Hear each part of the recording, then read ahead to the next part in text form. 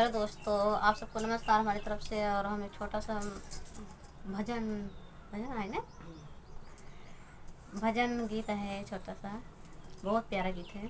आप लोग सुनिएगा और कमेंट में बताइएगा ज़रूर कि भजन हमारा कैसा है।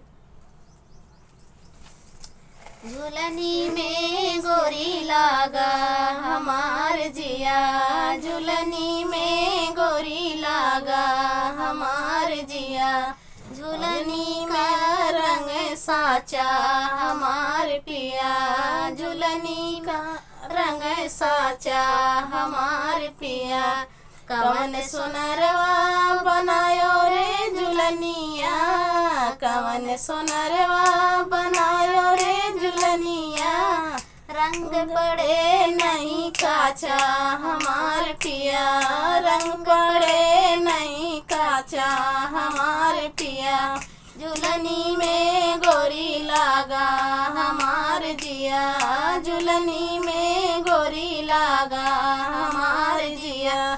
सुघर सोनारवा बनायो रे झुलनिया, सुघर सोनारवा बनायो रे झुलनिया, दे अगियन काया चा हमार पिया, दे अगियन काया चा हमार पिया। झुलनी में गोरी लागा हमार जिया, झुलनी में गोरी लागा हमार जिया।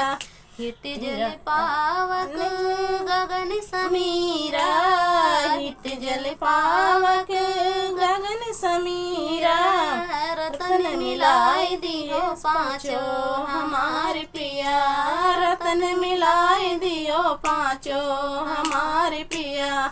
झुलनी में गोरी लागा हमार जिया, झुलनी में गोरी लागा हमार जिया।